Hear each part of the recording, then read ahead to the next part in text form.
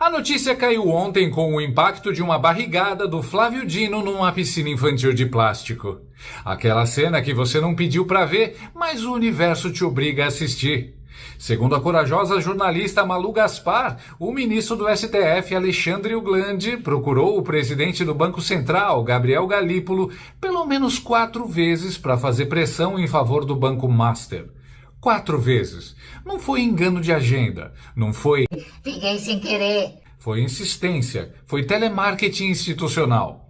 A coluna da Malu, no Globo, conta que 3 desses contatos foram por telefone e pelo menos um foi presencial.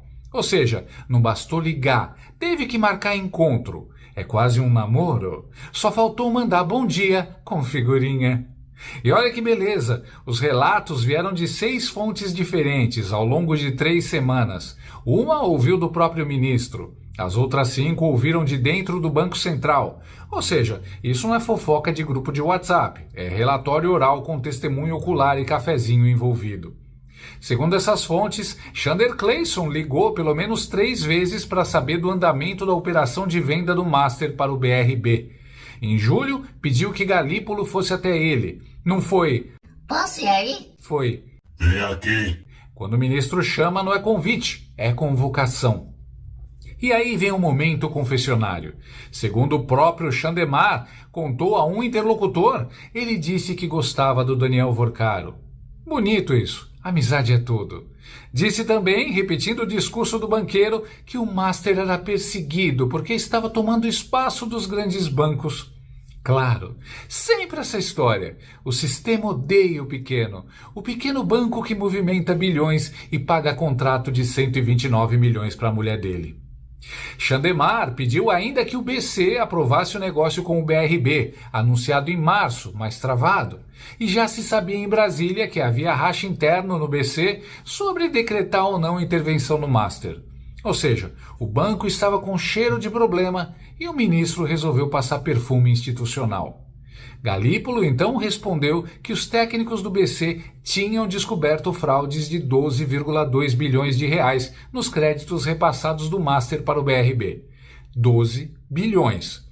Nesse momento, segundo relatos, Chandemar teria reconhecido que, se a fraude fosse comprovada, não dava para aprovar o negócio. Olha que coincidência, quando aparece crime, fica feio ajudar. Em 12 de novembro, enquanto a Polícia Federal prendia Vorcaro e mais 6 executivos, o BC decretou a liquidação extrajudicial do Master. Ou seja, acabou o banco. Fecha a conta e passa a régua. Procurados, Chanderleia e Galípolo não quiseram comentar. Estranho. Geralmente o STF adora comentar, adora nota, adora coletiva, adora lacrar. Mas nesse caso, silêncio monástico. Muito bom dia para você, Malu Gaspar. Bom dia, Milton, nesse nosso plantão de Natal.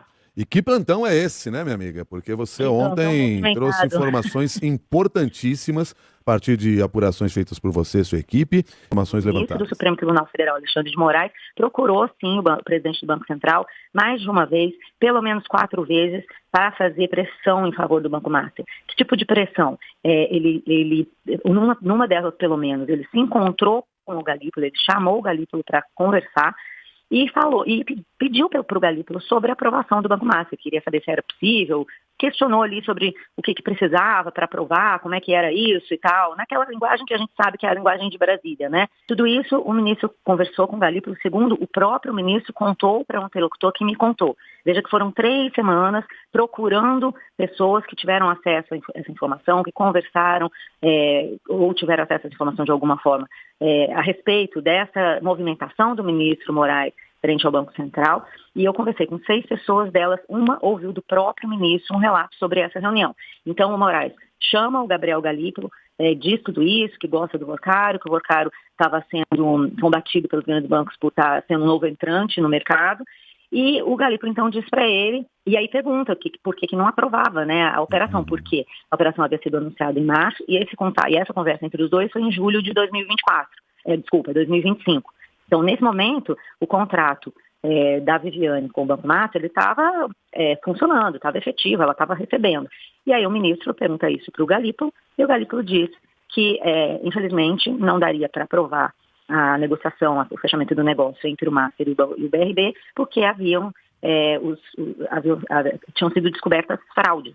O ministro do Supremo, e não é qualquer ministro, o ministro Alexandre de Moraes, o ministro mais poderoso do Supremo, chama uma autoridade para saber de alguma coisa, não sou eu que estou perguntando, não é você, Milton, é uma pessoa investida de poder, já inicia um approach uma abordagem que coloca o interlocutor inseguro, é uma forma de intimidação. Então é uma coisa séria que aconteceu ali.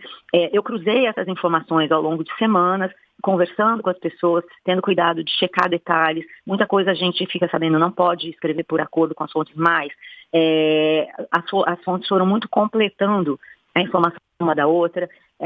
Eu tomei muito cuidado com isso, porque eu sei da responsabilidade que é a gente publicar uma matéria dessa, até porque, né, Milton, no atual ambiente brasileiro, quando você faz jornalismo e publica uma reportagem sobre um caso assim, logo vem aquela acusação, está atacando o Supremo. Isso não é verdade. Está atacando o Supremo, está a serviço de quem, entre outras questões que vão surgindo num momento como esse. O escritório da mulher do ministro, Viviane Barcy de Moraes, tinha contrato com o Master, prevendo 3,6 milhões de reais por mês durante 3 anos. Total, 129 milhões. 129 milhões. É o tipo de contrato que faz advogado repensar a vida. Será que eu devia ter estudado mais? E o contrato dizia que o escritório tinha como missão representar os interesses do Master e do Vorcaro junto ao Banco Central, Receita, CAD e Congresso. Tudo muito discreto, tudo muito institucional, tudo muito conveniente. Só tem um detalhe engraçado. Segundo o CAD e o BC, nenhuma dessas instituições recebeu pedido, reunião, petição ou documento do escritório. Ou seja, pagaram 129 milhões para a mulher do Xandão para não protocolar nada. É advocacia freestyle, invisível, quântica. Na última quarta-feira, 2 semanas depois de decidir que a investigação era do Supremo, avocar o processo e decretar sigilo total, Toffoli deu à PF 30 dias para ouvir depoimentos, com juízes auxiliares do gabinete dele. Porque nada diz isenção, como amigo julgando o amigo sob sigilo.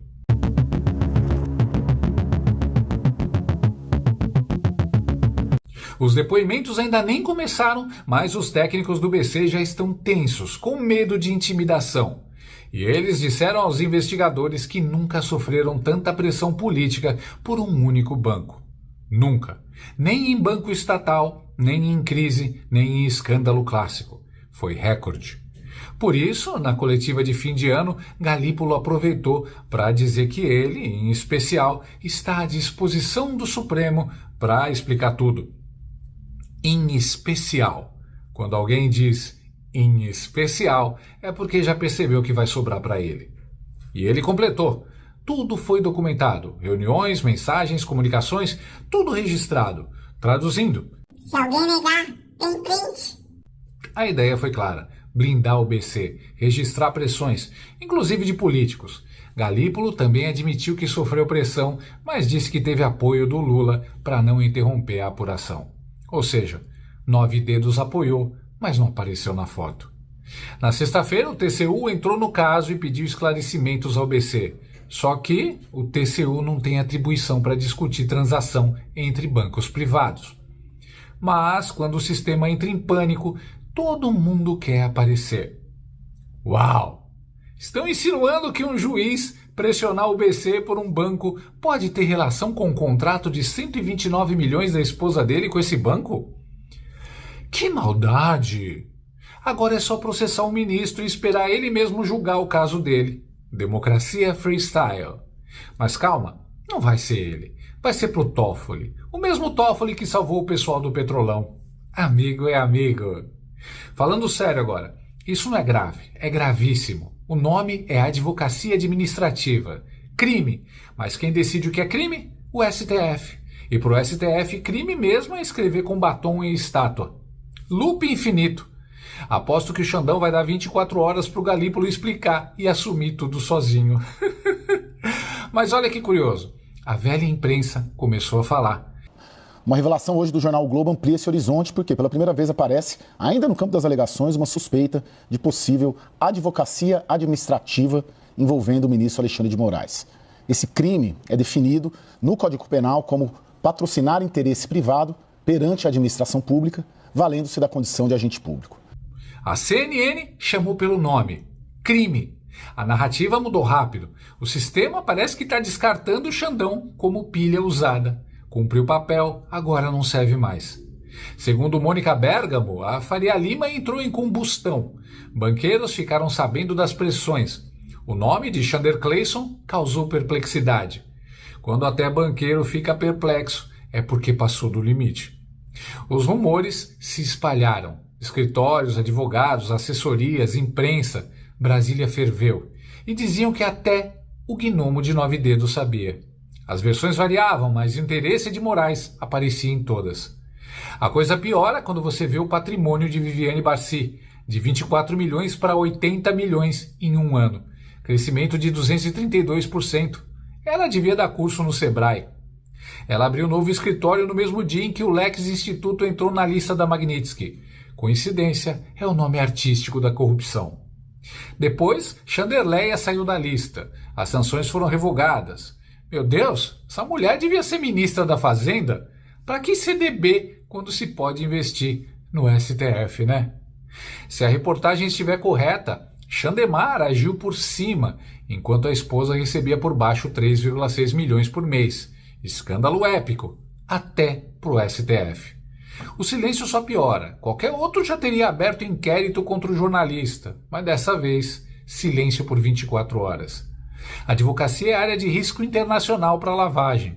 Aqui pode virar corrupção passiva, lavagem, tráfico de influência, organização criminosa, mas quem vai investigar? Cabe ao PGR pedir abertura. Fachin teria a chance histórica, mas sinceramente, eu duvido. Ele blindou o traficante na pandemia. Corporativismo sempre vence. Eles se protegem.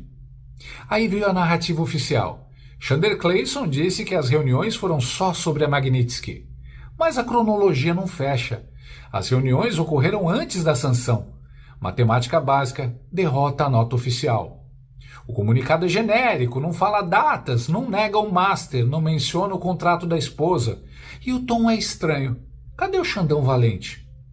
Pior, o contrato com Viviane foi assinado em janeiro de 2024, antes de qualquer problema público do banco. Por que contratar alguém para intermediar junto ao BC se não havia problema? Ou o contrato é retroativo, ou a relação vem de antes. E aí a pergunta fica ainda pior. O master gastou 580 milhões de reais em consultorias jurídicas em 2024. Lewandowski, Temer, Meirelles... É o Avengers da consultoria paga. Mas desde quando cronologia importa para o Xandão? Vide Felipe Martins. Data não importa. Narrativa importa. Chandemar foi sancionado como violador de direitos humanos. Bloqueio de conta se resolve no banco. Ou o BC agora atende qualquer sancionado VIP? Seja como for, o caso Master vira um dos maiores mistérios da República. E não vai sossegar. A Globo News chamou de mentira ao vivo. A Malu ressalta que ela tinha falado sobre essa reunião, mas que a matéria em questão não é sobre essa reunião. Deixa eu vai falando então, aí. acho que vale a pena, inclusive, ressaltar esse ponto, dado que a Malu é nossa colega e foi responsável por essa matéria. Essa reunião aqui de 11 de agosto de... São 25. reuniões diferentes, então. Esse é o ponto. Uma coisa é a reunião que foi feita referência na resposta do Supremo. Outra coisa eram as conversas que ela fez referência na matéria de ontem. Aquela reclamação que foi relatada por ela, reclamação em relação aos bancões, o comportamento dos bancões. O ministro não reclamaria dos bancões na presença dos bancões, né? Claro. Que é o que essa resposta do Supremo destaca. O jornal Hoje citou nomes e valores. A espiral do silêncio acabou. Segundo a reportagem do jornal O Globo, Moraes entrou em contato com o presidente do BC para discutir a venda do Banco Master ao Banco de Brasília, o BRB. A reportagem informa que Moraes procurou Galípolo ao menos 4 vezes por ligações telefônicas e presencialmente. Ainda de acordo com o jornal O Globo, a mulher de Moraes, a advogada Viviane Barci de Moraes, teve um contrato de prestação de serviços com o Banco Master que previa o pagamento de 3 milhões e 600 mil reais mensais durante 3 anos, a partir de janeiro de 2024. O que renderia 129 milhões de reais no total. Pelo jeito, a única aliada que sobrou foi a manicure dos 9 dedos do Lula, Mortadela Lima. Com medo, muito medo. Ela disse que ia ser meticulosa, porque tudo pode ser usado contra ela no tribunal. Porque o assunto é muito, como disse o Sakamoto, ele é muito grave. E aí, como tudo que a gente diz poderá e será usado contra a gente no tribunal, eu vou ser o mais meticulosa possível. Quando este caso, quando essas conversas acontecem, quando em meados deste ano ainda havia uma tentativa em andamento do BRB de comprar o Banco Master. Hoje já se sabe, por conta do avanço das investigações, que para o Ministério Público Federal, o BRB faz essa tentativa de comprar o Master para escamotear o fato, ou seja, esconder o fato de que no ano passado, em 2024, já tinha injetado bilhões, plural, bilhões de recursos de suas carteiras, de seus clientes. O BRB tem a conta do funcionalismo público de Brasília, num banco, o Master, que o BRB já sabia ser insolvente. Ou seja, isso muda, Daniela, o fato de que o ministro errou. Não existe outra palavra, né, para dizer não muda. Por quê? Não cabe a um integrante da mais alta corte do Brasil, em especial, e isso é preciso admitir, o ministro Alexandre de Moraes, todo ministro do Supremo carrega uma capa muito pesada, uma toga muito pesada. Mas a toga do ministro Alexandre de Moraes pesa mais, por conta da gravidade dos casos que estão sob sua análise há anos e por conta da lupa que esses casos atraíram para ele, tornando-o quase que homem em instituição, a própria Suprema Corte. Então, não cabe a nenhum ministro do Supremo Tribunal Federal fazer gestões, ou seja, conversar com o presidente do Banco Central para entender em que pé está a negociação de alguém que ele gostava muito. Qual o nome do regime em que jornalista tem medo do governo mesmo? Ditadura. Simples. Ela atacava Bolsonaro sem medo. Agora pisa em ovos. O ministro errou. Nem ela consegue passar pano direito. Agora, bota o chapéu de alumínio comigo. E se a Magnitsky foi retirada em troca da aposentadoria do ministro? Sistema se livra dele sem barulho. Malu Gaspar ainda nem começou. Meu palpite? Vem prova, vem áudio, vem documento afundando o Xandão de vez. Se o sistema quiser derrubar Xander Clayson, vai derrubar, sem dó. Xandelli tá ferrado. E se cair, eu espero que ele caia atirando.